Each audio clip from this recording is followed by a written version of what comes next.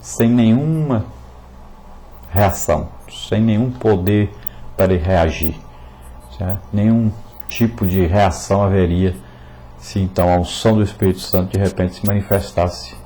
Como exemplo, nós temos aí Jesus, bastou dizer, sou eu, e os soldados que haviam ali para prender caíram tudo por terra.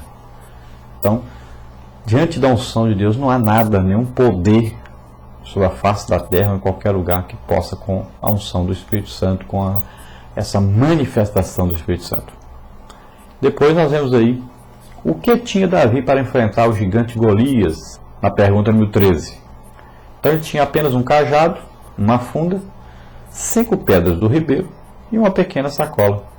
Então ele tinha aí um cajado que ele usava para guiar as ovelhas, tinha aí uma funda, que era uma arma usada para tirar pedras, principalmente espantar os animais, que, por exemplo, lobos, né, que tentavam comer as ovelhas, e para isso eram utilizadas então pedras nessa funda, nessa arma, que nós podemos chamar hoje, a arma dessa mais evoluída seria aí a tiradeira, ou em alguns lugares chamado baladeira. Então Davi tinha também a sacola para carregar as pedras. Ele pegou as 5 pedras no ribeiro e foi de encontro então a Golias e venceu com apenas uma pedra. Não precisava mais do que isso, porque o poder estava na arma de Davi, mas na unção que estava sobre Davi.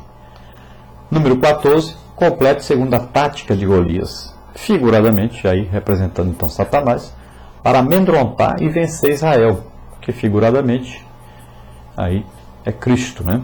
Então Golias procurava amedrontar o acampamento israelita com seus persistentes discursos que afrontavam o Deus de Israel. A Escritura registra que o gigante desafiava Israel pela manhã e pela tarde, e isso durou um longo período. São 40 dias, né? 1 Samuel 17, 16, 23. É evidente que essa era uma forma de impor medo e manter o exército de Israel sob constante pressão. Essa mesma tática o diabo repetiu ao tentar Cristo por 40 dias aí, né? E sendo derrotado, afastou-se até o momento oportuno. Lucas 4,13. Assim como Davi, nós devemos resisti-lo e vencê-lo por Cristo. Tiago 4,7 diz então que nós devemos enfrentar o diabo e ele fugirá de nós. Resistir ao diabo. Resista então aos seus ataques, né? Então Jesus venceu, também foi tentado. Estava jejuando e 40 dias jejuando, orando, e o diabo veio. Tem gente que pensa que, não, eu vou jejuar e orar e o diabo não vai me tentar, não vai me atrapalhar. Mas o próprio Jesus estava jejuando, orando, e 40 dias depois de jejum e oração, Jesus estava realmente ali na presença do Pai. Foi quando o diabo veio tentá-lo. Então, não é pecado ser tentado, porque o diabo tenta todos. O pecado é ceder à tentação. Então nós temos que evitar sermos vencidos e sempre nos lembrar da palavra de Deus, que nós vencemos o diabo, é assim, com a certeza da nossa salvação, né? Com essa plena certeza de salvação, olhando para o sacrifício de Jesus por nós, o sangue de Jesus derramado na cruz por nós, e lendo a palavra de Deus, vencendo sempre pela espada do Espírito, que essa palavra de Deus falada é que vai trazer então aí poder para vencer todas as lutas. No capítulo 3 aí da nossa lição, a parte 3, a vitória de Davi. Número 15, por que Davi venceu?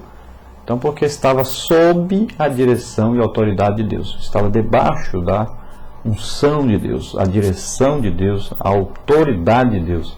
Então ele venceu por isso. Número 16, o que era a aliança de Deus com Davi?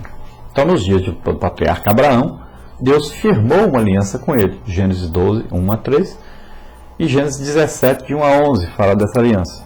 Essa aliança o Senhor a confirmou com os descendentes de Abraão, o Isaac, Gênesis 26, 3, 4, e com Jacó também, Gênesis 28, 13 e 14. Então, herdeiro dessas alianças de Deus com o seu povo, Davi sabia que estava sob a proteção do Senhor. 2 Samuel 7, 15 a 16. Então, essa aliança passava de pai para filho. É eterna a aliança de Deus com o povo de Israel. Não se acaba nunca essa aliança. Então Davi, sabendo disso e acreditando nisso, confiando nisso, então ele confirmou essa aliança quando ele enfrentou o gigante. Mais para frente, Deus faria uma aliança com Davi, prometendo a ele que um descendente dele ocuparia o trono sempre de Israel. E prometeu um governo, né, de Israel com toda a terra que Deus prometeu que vai ser durante o milênio. O próprio Jesus, descendente de Davi, por causa daquele nascimento em Belém ali, né, nasceu na família de José, que é descendente de Davi. Então, Jesus mesmo governará durante 1000 anos, tanto Israel como o mundo inteiro. E todas as terras prometidas por Deus a Israel serão devolvidas nessa época. E o próprio Jesus estará governando sobre eles. Pergunta 17. Em que consistia a indignação de Davi? Nós vemos que Davi estava indignado quando foi enfrentar o gigante. Por quê? Então, não consistia meramente no fato que Golias estava desafiando os soldados do exército do povo escolhido, mas estava desafiando quem? O próprio Deus dos exércitos de Israel. 1 Samuel 17:45. O homem segundo o coração de Deus estava convicto de que, assim como havia um exército humano comandado por Saul, existia um exército celestial comandado pelo Senhor. Então, quando Davi viu aquele ali, o gigante desafiando o povo de Deus, ele ficou indignado. Mas como que pode um incircunciso, alguém que não tem nenhuma aliança com Deus, que não pertence ao nosso povo, e como é que ele pode desafiar assim o povo de Deus? Então ele ficou indignado com isso e revoltado com isso. Então isso estimulou mais ainda ele a lutar contra aquele gigante. 18. Como foi a vitória de Davi? Em que estava baseada? Então, na realidade, a vitória de Davi está diretamente relacionada à autoridade espiritual da qual ele estava investido. Davi não lutava em seu próprio nome, mas no nome do Deus de Israel que estava sendo afrontado. 1 Samuel 17:45. A Bíblia declara que as armas da nossa milícia não são carnais, mas sim poderosas em Deus para a destruição das fortalezas. 2 Coríntios 10:4. Tal como Davi, o crente é um soldado cristão e jamais deve esquecer que não está lutando contra o sangue e a carne, mas contra os principados e potestades. Efésios 6:12. Então o crente deve estar sempre revestido de toda a armadura de Deus. Essa armadura de Deus que está em Efésios 6:11. Então o crente deve sempre confiar no poder de Deus para a solução então dos seus problemas, né? De todos os gigantes que se apresentam durante a nossa caminhada cristã. E Davi, devido à unção de Deus que estava nele, devido à presença do Espírito Santo que estava ali com ele, então ele venceu, porque ele usou as armas espirituais. Ele foi em nome do Deus dos exércitos que ele foi avançar contra o gigante, e não em seu próprio nome, não confiando em suas próprias armas, nem em sua própria força, mas confiando em Deus. 19 aí, Davi venceu porque teve fé e confiança em Deus. Como foi essa fé em ação?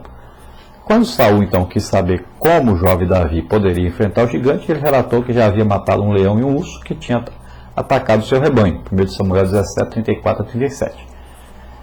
Se Davi pôde destruir aqueles animais ferozes da mesma forma, poderia derrotar então o gigante filisteu. Quem tem fé e confiança no Senhor costuma ver as coisas do outro ângulo. Então, por outro ângulo. E foi o que Davi demonstrou ali. A confiança de Davi em Deus era tão grande e evidente que logo convenceu tanto Saul como o comandante de seu exército. Só Deus faz essas coisas. Não é sem razão que Davi é um dos componentes da galeria dos heróis da fé, que está registrado em Hebreus 11:32. Sempre que a fé está presente, as leis da lógica formal são então anuladas. Então, nós vemos que Davi venceu, porque ele tinha fé em Deus, e ele então não usou armas carnais, mas a arma espiritual do nome de Deus. E aqui ensina para nós, né, Davi sendo agora um herói da fé, como está registrado aí em Hebreus 11:32, ele ensina para nós que nós devemos ter fé diante de qualquer problema, seja ele do tamanho que for. Não devemos ter medo, devemos confiar em Deus e enfrentar os problemas, porque Deus está conosco. E sempre com Cristo nós somos mais do que vencedores. Repetindo novamente, para que cada um de nós possamos estar cônscios disso, com isso gravado em nossa mente, em nosso coração. Em Deus, em Cristo, em comunhão com o Espírito Santo, nós somos mais do que vencedores e vencemos todas as lutas que se apresentarem diante de nós na nossa caminhada, na nossa trajetória cristã.